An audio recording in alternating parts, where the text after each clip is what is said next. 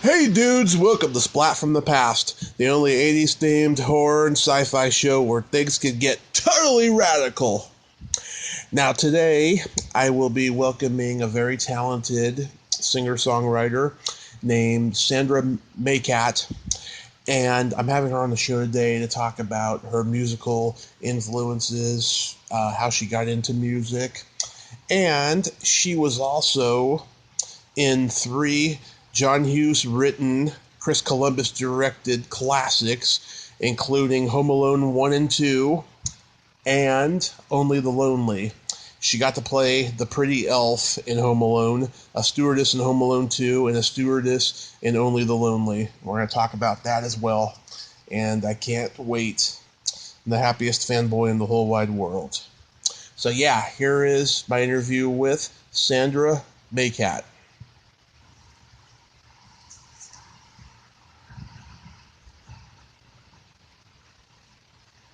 Hey, Sandra. Hi, how are you? I am wonderful. Welcome to the show. Thank you. Yes. How are you today?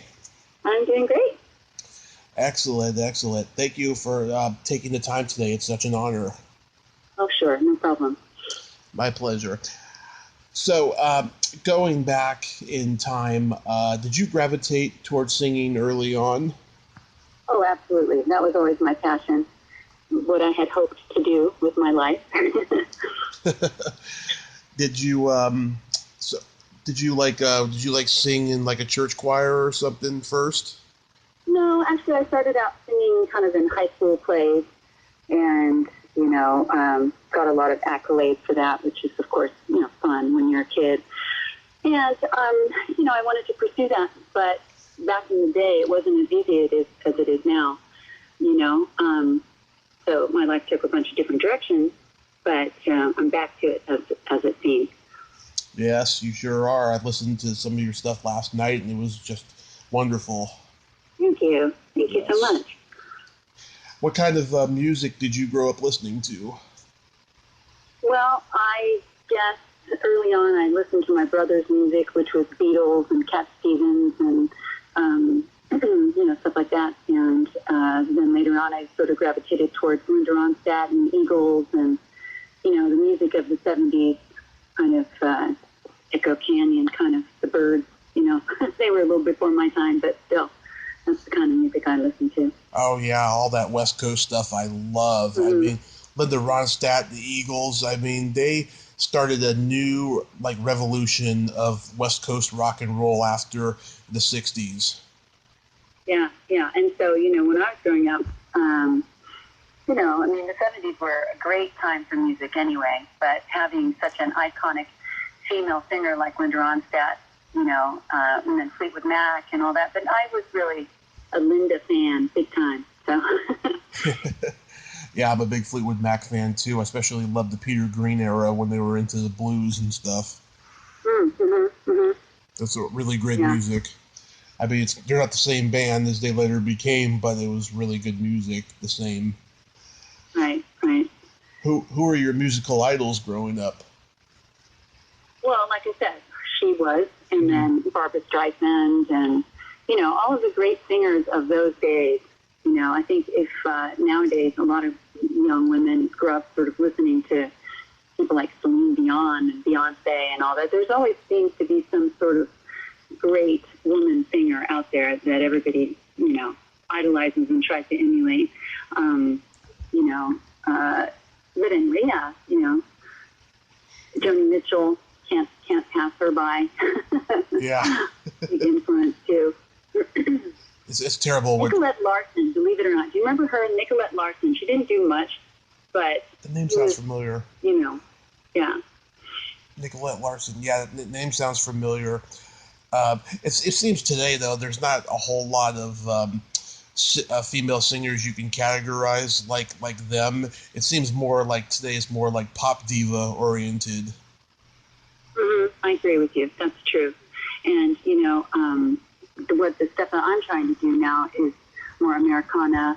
Seems it's a little bit of country rock, which is the Linda influence again, Rolling Stones. But I think in country music there is like Carrie Underwood and, Taylor Swift. She's sort of more poppy now, but that, that's not the direction I'm going in now. But Mm-hmm. I mean, yeah, it just seems like everyone now is trying to be Madonna. that's funny. And I love Madonna, but every time I watch her, I think to myself, God, look what you started. I wish it would go away. How funny. All the imitators. Yeah, that's true. Yeah, all the imitators. It's just, I can't stand a lot of them. But can you remember the first album you bought? First album I bought? Mm-hmm. Yeah, I think it was that Eagles record that has the blue cover, which I can't think of the name of it. But that might have been the first album I bought. That or the Linda Ronstadt Greatest Hits. I mean, I have, basically I had everything she ever put out. And then another favorite of mine was A Star is Born with Barbra Streisand and Chris Christopherson. Mm-hmm. I'm dating myself big time here, I know. Yeah. It's okay. I'm an old soul. I've never listened to like new current stuff. I mean, I did when I was younger, but that was back when music was still good, Yeah. That's funny. The first album I ever bought, or the first two, that is, I got birthday money when I was 8 years old. I bought Phil Collins' No Jacket Required and Poison, Look What the Cat Dragged In. Oh, how funny. That's funny that you talk about Poison, because you want to talk about the Home Alone movies, and my ex-husband, Julio Macat, did a bunch of their music videos back in the day. Oh, what did he do for them? He was the director of photography for their music videos. Oh, cool. Yeah, that was before he got into making movies. Wow, that's so cool. Yeah, I still have those CDs to this day. Yeah. Yeah. They ended up getting to be kind of a big famous band. They weren't when I met them, but yeah. And now I just heard they're going to be doing a tour with Def Leppard and Motley Crue. I mean, Motley Crue did their farewell tour 4 years ago, but I think because of the success of that movie about them on Netflix, they decided to get back together and do one more tour. Well, that's cool.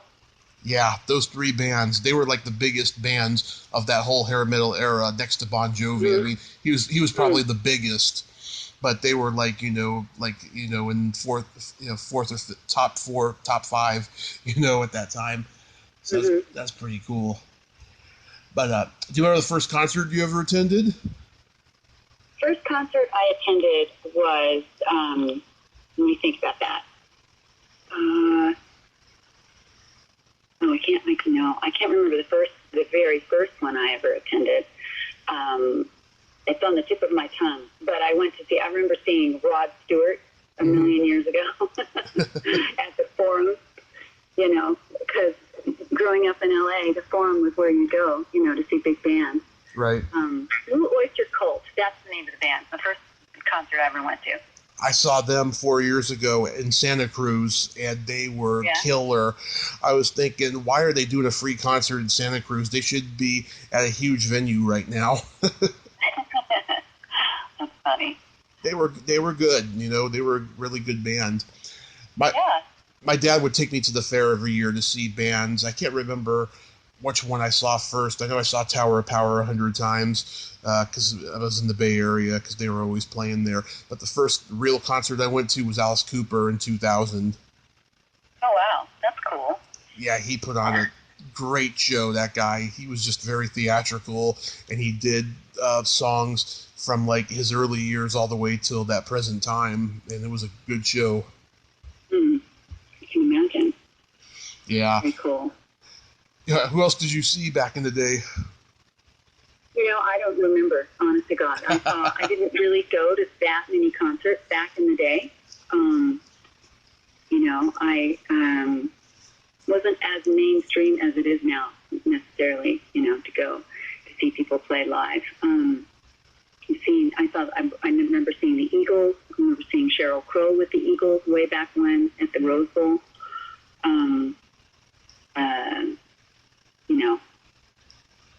I don't know, a whole bunch of people. Yeah, back then it was, $20 to get into a concert, and there was, very little security there. There was, all the, all the drugs you could do, and get away with it back then. No, they didn't have any security back in the olden days. There was you just walked in, as far as I can remember. Yeah, but I'm sure they had somebody there just in case, someone shot the act on stage or something. Oh my God, can you even imagine? Yeah, I know it's a very scary thought. Sorry to bring that up. No, very, very, very horrible. Yeah. You performed in school plays? I did. I was in a bunch of school plays, and you know what? Speaking of that, very, very sadly, my alma mater, which is Saugus High School, has had a shooting.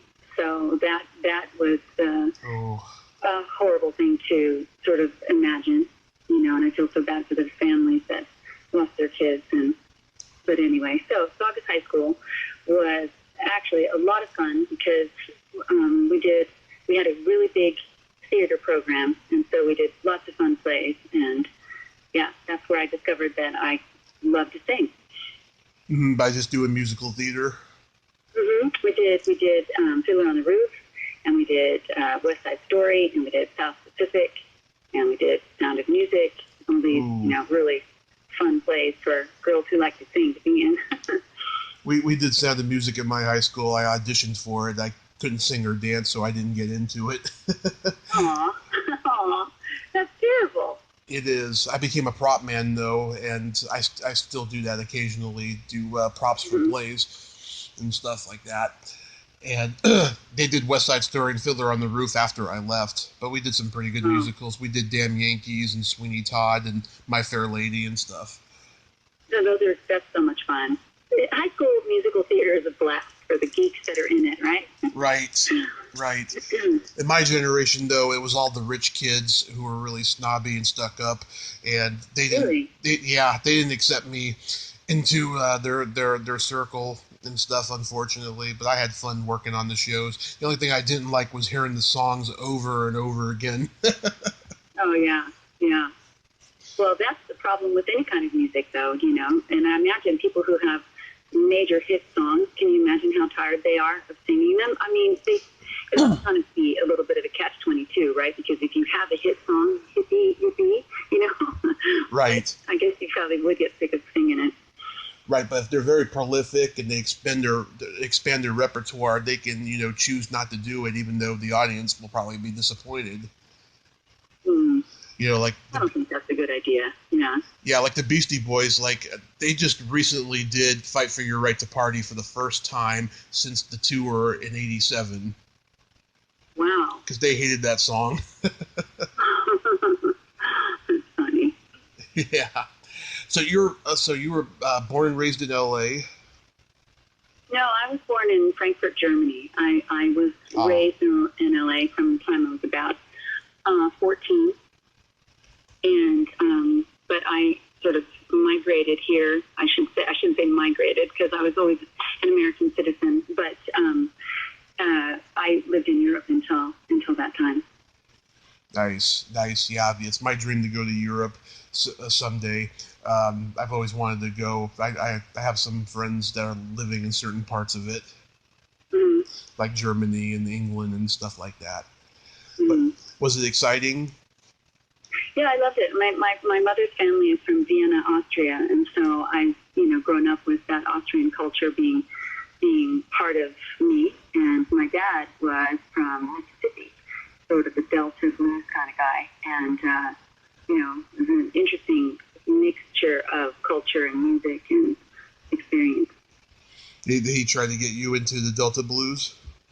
No, he never really did. I mean, I think just sort of the Southern influence is what attracted me to actually country music, not necessarily even blues. I did sing in a band that was sort of blues focused, but we did a Peter Green song, for example. But I'm more of an Americana country kind of singer.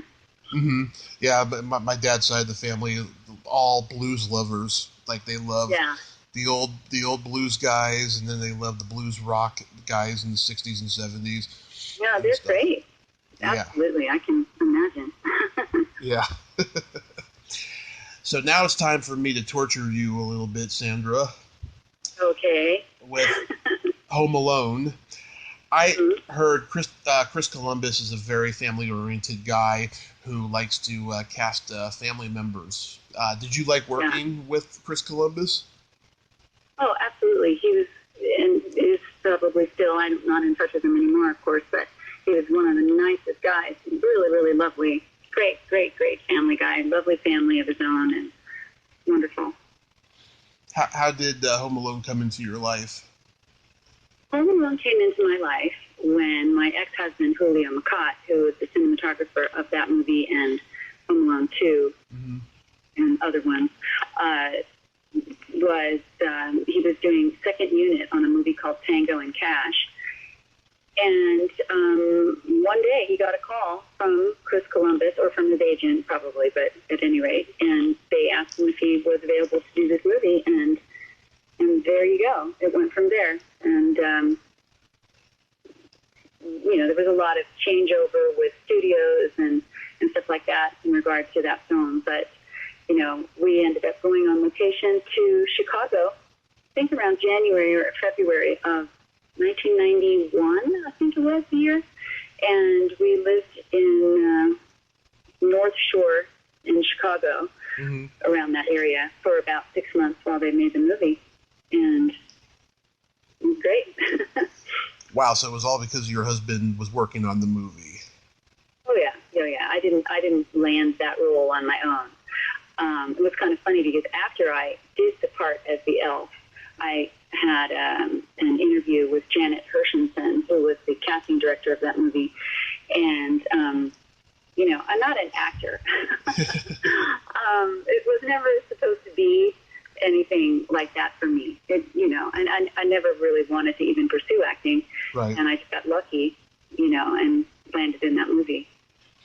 Yeah, my parents took me to see the movie the weekend before Christmas in 1990. It was out for like a month by that point, and it was the biggest phenomenon in the world. And we wanted to see, what the excitement was all about. And there was a lot of people just laughing out loud in the theater, and we laughed out loud too. We thought it was hilarious, and we became obsessed. Yeah. We became obsessed with the movie. Well, it was very exciting. I mean, I'm trying to think. It had to be 1991. Are we like messing with these years here? Because 1990. I remember. What? 1990 is when Home Alone came out. Okay. Well, anyway, we were all very, very excited that it was getting the reaction that it did, and the fact that it's still so well loved now. It's great. I love the fact that I feel very fortunate to be, in this iconic movie, and, just the fact that people still love it and it's still number one, and, who would have ever thought? Yeah, I'd say that about all the Christmas movies, that no one knew that they were going to be classics. But it's kind of given that they are, because they're on every Christmas and families are watching them. But I always thought you made a very pretty elf. Oh, thank you. Of course. And I've never met anybody who has worn an elf costume. Were those shoes uncomfortable? Well, the shoe story is actually pretty funny because they were these rubber things that flipped over shoes that I actually was wearing, and we filmed that scene in the middle of the night, and because it wasn't a very important one, so we saved it for the very end of the day, and it was freezing cold, and it was snow, and that was actually real snow, around that little cottage and all that, and so I was standing just with regular leather shoes with plastic over it on the snow, so I was getting like frostbite in my toes. Really? But yeah, no, I wish I still had those, but I don't. Yeah, it didn't give you much room for your toes to wiggle. No, it was a little, they're not human, those shoes. Yeah. And the second one, they brought you back as a stewardess. Right. Mm-hmm. That was a lot easier. That was a lot easier. Mm-hmm. Yeah, and a lot of people don't like the second one, but I think it's just as good as the first, if not maybe a little better. Really? Yeah. Yeah, Oh, go ahead. no, I was just going to say, I think that, I don't remember the second one as well. I'm sure that it's not viewed as nearly as often. I think the emotional sort of sentimentality part about the kid and the old guy, in the first one is impactful, because it sort of hits people on all levels. There's the slapstick comedy and then the story about the scary guy next door and his grandchild. And, I don't know. I like the first one better. Yeah. Well, the second one, he had the relationship with the pigeon lady, which was just like, just like the old man relationship, But he had a lot more to do because he's in New York and stuff, and he was running away from these other adults at the hotel and stuff. Right. It's right. Well, there is a scene in Home Alone 2 that is especially sweet to me because my son Max, who is also working in the camera area of movies now, is a tiny little boy running through the toy store at the very beginning of the scene. And so I love to watch when he is, because he's little and stuff. It's very cute. Oh, yeah. Yeah. That's always nice when you're a parent. Mm-hmm. Mm-hmm. But after the first Home Alone, you also play a stewardess in Only the Lonely. That was at the end when Maureen O'Hara and Anthony Quinn are on the plane and there's that robber. Yeah, yeah. Well, that is actually a funny story, too, because my scene is mostly cut out of that movie, which was disappointing. But that experience was really funny because, again, I gave the disclaimer at the beginning of our conversation. I'm not an actor. I've never, studied it. I don't really, And anyway, in the scene that got cut out of that movie, Maureen O'Hara jumps up as the plane is starting to take off, and I have to have this fairly confrontational talk with her to sit down. Yeah. And, I don't know if you remember Maureen O'Hara, but she's she redheaded. has the largest, bluest eyes you've ever seen in your life. And I was supposed to be assertive with her and tell her, man, sit down. Yeah. Anyway, it freaked me out. And Anthony Quinn got tired of the fact that we had to take the shot more than once. And he stood up and he was annoyed and, excuse me, who is this young lady? And it was really embarrassing. So that they ended up cutting the scene. But my experience was of Anthony Quinn becoming irritated with me. I'm sorry, that wasn't a good experience. I mean, they were living legends at that point. Absolutely, absolutely. And what's funny is he was the nicest guy. He really was. They were both absolutely lovely people.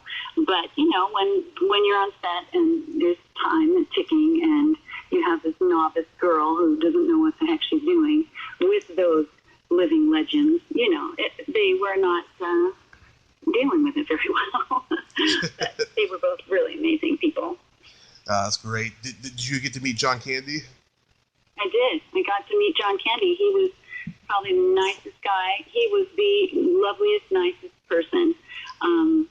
I got to have a lot of insight into these people because, I was married to somebody who was working with them every single day and knew them intimately. So it was different than just being, a day player on these films. I got to get to know these people through Julio, and it was really nice. Yeah, my great uncle was also a cinematographer in Hollywood, and he was also a good friend of John Candy. And they both passed away before I could meet either one of them. They passed away about a year apart from each other, and it was really, really sad. We had planned on going to meet him in the summer. We were like planning like 2 or 3 years ahead of time to go out to LA and see them and stuff. And John died in 94. My uncle died in 95, and we were going to go out there in 96. So it was a sad, sad thing, unfortunately. Yeah, that was really sad. I'm sorry, too, for your loss. But it was so sad when John Candy died. It was, sudden and unexpected and just terrible. It was like a member of the family died, when John Candy died, because he was just always there on the TV in our house. We loved him in everything he was in. And you could see what a great guy he was just through his characters and his performances. Were you a fan of John Hughes movies in general? Well, I think everybody was, right? I mean, the movies that he made, Breakfast Club and 16 Candles and, and Uncle Buck, right? That's how we ended up with Home Alone in the first place. So I think everybody was. He made great movies. Mm-hmm. Yeah, those teen movies are just great. I love all those. Yeah. The Breakfast Club, Weird Science, 16 Candles, Ferris Bueller, those great movies. Oh, God, Ferris Bueller, that's right, that one too, right? They're just iconic, fabulous movies. I keep saying that word, but that's because it's relevant here. Pretty in Pink. Oh, right. God, he did so many. Great movies. He did so many great ones, yeah. And so during this time when you're making all these movies and stuff, are you playing in the band? No, at that time I wasn't. I had a few opportunities to potentially sing on some film track movies and things like that, but no, nothing was really going on. At that time I had little kids and was raising them and kind of living on location wherever at that my ex-husband was getting movies. So it was a little bit, it wasn't really about me back then. It was about all of them. And so I've been fortunate to be able to return my focus to my, my art, which is singing and music. So I'm really happy to be doing all that now. Oh, that's wonderful. You go on the road and perform. Do you have any good road stories, like maybe performing alongside legends? Well, these aren't necessarily going on the road stories, but I have my band called the Sandra Macat Band opened for the Guess Who, and we opened for Pure Prairie League and for a band called Ambrosia. So those would be the biggest names that I would associate myself with. And we just did, just 30-minute short opening sets for those guys. So that was a lot of fun. And so I don't really have a lot of fun road stories for you, unfortunately. I haven't really gone that far on the road. Well, wait a second. I have one. I went to Austin last year to make my record with a guy named Merrill Brigante, who is a wonderful producer, and he used to play drums for the Nitty Gritty Dirt Band and for Loggins and Messina. So that's kind of fun. Wow. And the Guess Who, I love them. I saw them about 10 years ago. It was with a different lead singer, but they were still pretty good. Mm-hmm. They were great. I think they're very underrated. Yeah, they had a different lead singer, obviously, when we opened for them, too, but he was amazing. Yeah, he was pretty good, I have to say. Mm-hmm. Yeah. Do you plan on recording more albums? I do. I think we're getting ready to put a new single out, probably in maybe the next few months. But we did a cover of a Warren Zevon song called Muhammad's Radio that we released a couple months ago. And so, yeah, it's ever evolving. We play out in LA in the area as much as possible, and it's just really fun. I love it. We're in a weird world now where with music where everything is download, and vinyl records, they've made a comeback in some places, but there's no more record sales now, and everyone has to go on the road and tour to make money now as a musician. Right. Yeah. Very true. Yeah, and whenever I hear people complain about ticket prices now for concerts, I explain to them that scenario, and they're like, "Okay, that makes sense." They just thought that the musicians were greedy. Yeah, but you know what? There's lots of people that still sort of, are a lower key, that are also out trying to make a living and get their names known. That will still charge, $30, $35 for a ticket to a concert rather than $250, Yeah, like the Rolling Stones do.